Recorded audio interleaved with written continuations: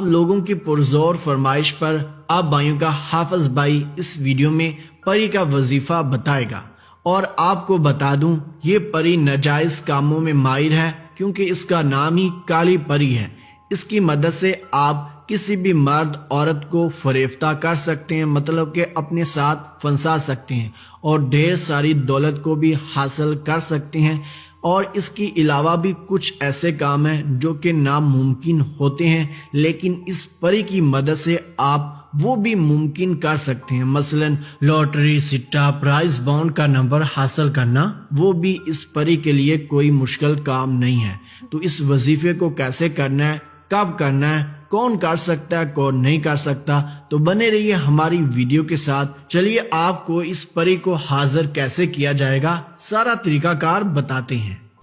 یہ رہا اس عمل کا منتر جو کہ آپ کو سکرین پر دکھائی دے رہا ہوگا۔ اس کو میں ایک دفعہ پڑھ کر سنا دیتا ہوں تاکہ آپ بھائیوں کی اس منتر میں کوئی بھی غلطی کوتاہی نہ ہو۔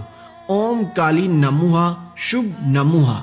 اگر آپ بھائی کسی بھی منتر میں کوئی بھی غلطی کرتے ہیں تو وہ یقیناً الٹا پڑ سکتا ہے، آپ کے لیے نقصان دہ ثابت ہو سکتا ہے۔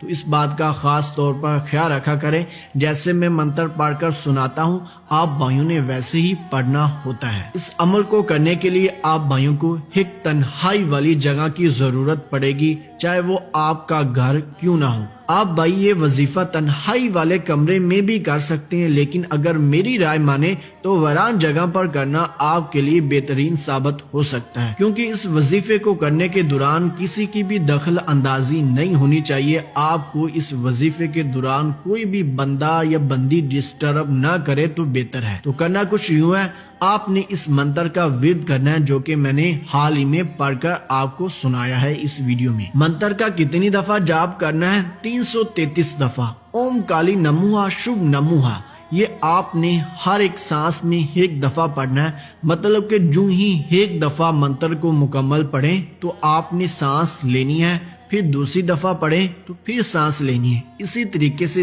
333 دفعہ آپ نے اس منتر کی تعداد کو مکمل کرنا ہے۔ جو ہی یہ تعداد مکمل ہوگی تو فوری ہی پری کی حاضری ہوگی، اور آتے ہی آپ کو وہ سلام دعا نہیں کہے گی، صرف یہ کہے گی کہ آپ نے مجھے کس مقصد کے لیے بلایا ہے۔ تو آپ نے یقیناً یہ ضرور اسے بات کہنی ہے کہ میرے غلط کاموں میں آپ نے مدد کرنی ہے۔ اور ادھر آپ کو خاص بات بتاتا چلوں کہ جو بھی وہ غلط کام کرے گی اس کے گنہگار آپ ہوں گے، نہ کہ وہ ہے، کیونکہ وہ آپ کی غلام بننے جا رہی ہے۔ تو آپ نے اس سے یہ قول قرار کر لینا ہے کہ میرے غلط کاموں میں آپ نے مدد کرنی ہے۔ آپ یہ بھی کہہ سکتے ہیں کہ میرے غلط اور صحیح دونوں کاموں میں آپ نے مدد کرنی ہے، تو وہ آئندہ آپ کے دونوں طرح کے کاموں میں مددگار ثابت ہوگی۔ اور نشانی کے طور پر وہ آپ کو انگوٹھی یا اس کے علاوہ اپنی جو بھی چیز دے وہ آپ نے اپنے پاس سنبھال کے رکھنی ہے، کبھی بھی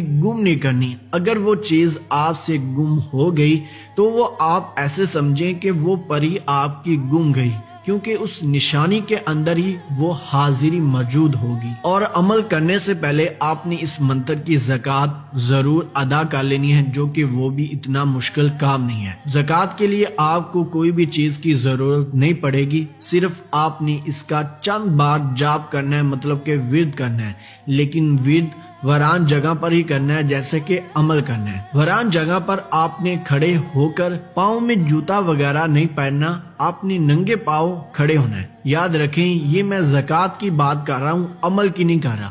عمل کے دوران آپ جوتا پہن سکتے ہیں، جیسے کہ میں نے عمل کا طریقہ کار بتا دیا، لیکن اب میں زکوٰۃ کا طریقہ کار بتا رہا ہوں۔